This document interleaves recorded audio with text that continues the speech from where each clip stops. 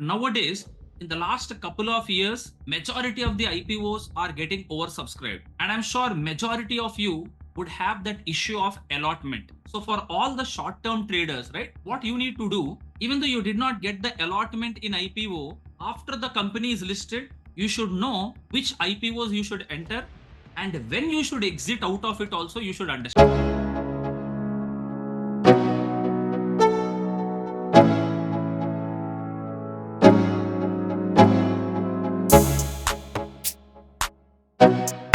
And a trader in stock market would wish to book some short term profits, right, or book quick gains with the trend of the stock. In the stocks, you can either enter in the primary market or in the secondary market, right? So primary market is a place where you apply for IPOs, initial public offer, where any company which is going public, which is getting listed in NSE or BSE, you can apply for them with an IPO process. Nowadays, in the last couple of years, because of the euphoria for IPOs, majority of the IPOs are getting oversubscribed. And I'm sure majority of you would have that issue of allotment, right? Sir, yes, for an IPO, getting an allotment is a tough job. In the last 10 IPOs or in the last 20 IPOs, I've been applying, but never I've got the allotment. So, some IPOs where there is strength in the company, and IPO is something like supply and demand, right? If there is very less supply for an IPO and there is a huge demand, automatically price moves, right? So majority of the IPOs, even certain companies which are coming at a very small issue size, right, with a small amount they are raising, that means the supply is very low there, and when there are many people who are applying, demand is very high.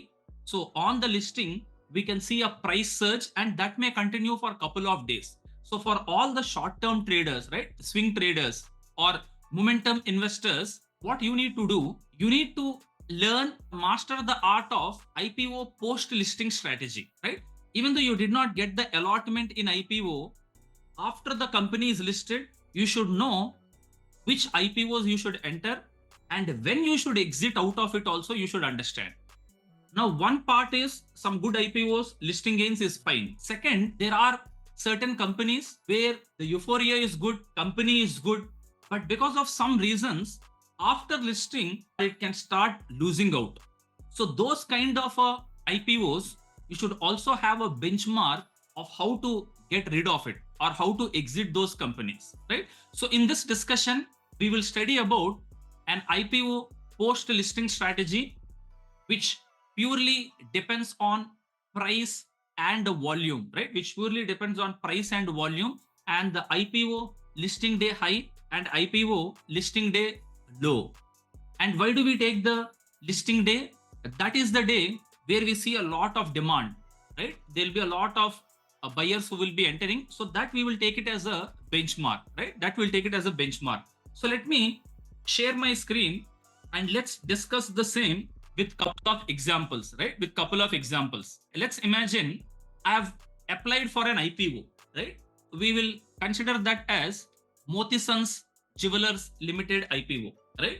And whoever have followed this company, right, which has been recently listed in the market, right?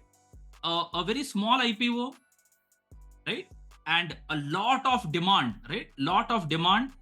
And because of that, it has been oversubscribed by multiple times. And that's one of the reason on the listing day also it has done wonderfully well. And because of more number of times subscription, allotment has been very difficult for many of the investors, right? So let's take this as an example. And what I will do, I'll be discussing this with an example, right? This with an example. Now, Motisons Jewelers, I have applied, but I did not get the allotment, right? I did not get the allotment. So what you will do, whenever an IPO you did not get the allotment, you have to wait for the listing day, right? You have to wait for the listing day, and on the listing day, spot or plot on that day listing day high and listing day low, right? Listing day high and listing day low. So let me go to the trend line tools, right? So this is the trend line tools. I'll select the horizontal line, right? I'll select the horizontal line. So on the listing day, which is 26th December, I'll be drawing my horizontal line, which is resistance level, right? So the listing day high would be your resistance. And let me broaden this. So I'll go to trend line tool and I'll again select horizontal line. Listing day low on 26th of December, I will change this color to let's say red. Okay. So your red line is your support and your blue line is your resistance zone for Motisons Jewelers. Now you may wonder, sir, why are we taking only the listing day high and listing day low? One of the main ingredient for a technical analyst or a chart analyst or someone who is looking the stock in terms of candles or volume is price volume, right? One of the key ingredient to take decisions for a chart analyst or a technical analyst is price and volume relationship, right? So on the first day, you have a very good volume for majority of the IPOs because there will be a lot of buying or selling interest there. That's why we consider that as our benchmark, right? As our benchmark. And what you do here, when the stock after the listing day, right? After the listing day is moving above your resistance. What is our resistance zone? 108, right? If it is moving above 108 after the listing day, you enter into it. Because of some reason, if the stock is falling below the listing day low, which means below 103, you exit out of it or you reduce your positions, right? So now what is happening in Motisons Jewelers? On 27th of December, it has moved below your listing day low, which is 103, right? So this is the point where you move out of it, where you exit out of the stock or even you reduce your position, right? And again, if you look on 3rd January, right? 3rd January is one instance where it has moved above your listing day high, which is 108, our resistance level. And yes, that too, it is coming out with some good volume also, right? From here, you can just keep averaging up, right? Or even this candle is an indication for you to add. I repeat, whenever the succeeding day after the listing day, the stock is trading above the listing day high or above our resistance levels of 108, we add into the stock. But if it is falling below it, we come out of it, right? We come out of it. Let me give you one more recent example, right? One more recent example. Let's take a Gander oil refinery, right? Gander oil refinery.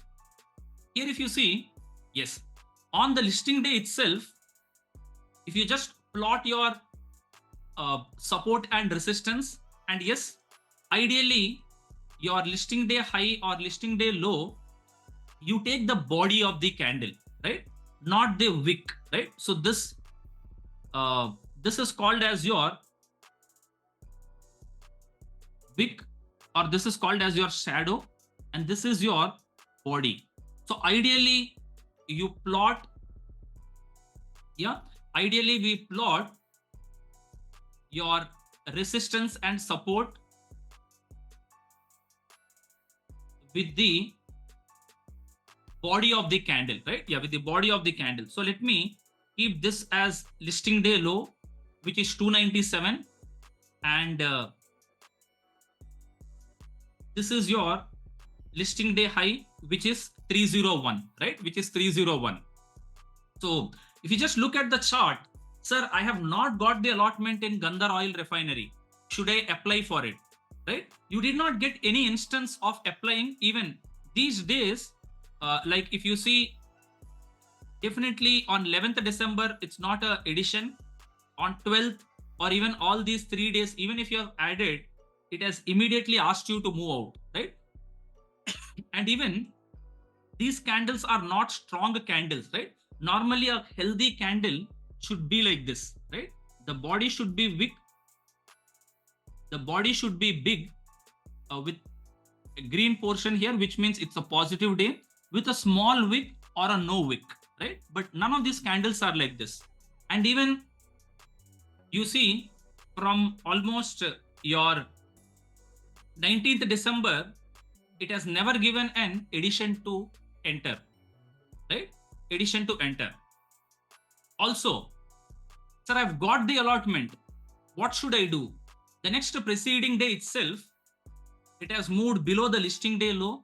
And even after that, 4th December, 5th December, 6th December, right? It's a clear exit. You should come out of it, book entire profit and move out of it, right? Move out of it. Let me give you few more examples, right? RBZ Jewelers. This is also one of the recent IPO, right? One of the recent IPO. Sir, I did not get the allotment. Motisons Jewelers, yes, it is like multiple times it has been oversubscribed. I did not get the allotment. What should I do? Simple. If you did not get the allotment, plot your listing day high, which is 105.75. Plot your listing day low, which is your 100, right? 100.45. Once after the listing, if the stock is trading above the listing day high, just keep adding, right? And RBZ Jewelers, it's a continuous addition you can have, and you can add it in tranches, right? You can add it in tranches, right? So even earlier, Hariom Pipes, right? One of the company in IPO also when we have discussed, right? This is a company where on 13th April it got listed, and you have your listing day high, which is 231, and even your low, which was at 219, right? So throughout this entire period, it was trading below the listing day high. So we will not enter. But yes, this candle, 12th August 2022, when the candle is trading above your listing day high, which is 231, is a good entry point for you. And for you to get more confirmation on the trade, you have to look at volume. If volume is also coming significantly good, that is definitely a trigger for you to add.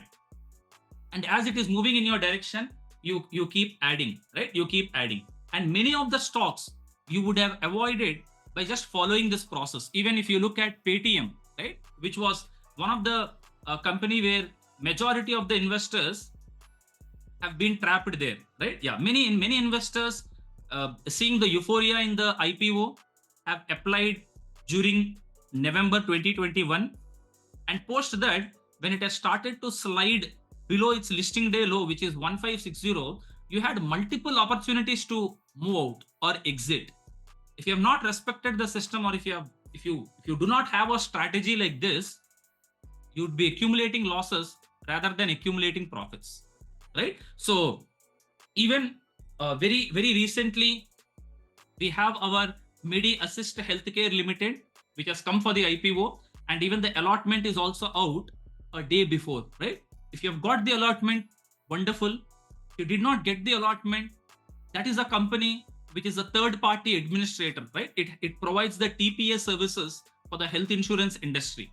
If you did not get the allotment, wait for the listing day, plot your listing day high and low, see the succeeding days movement of the stock.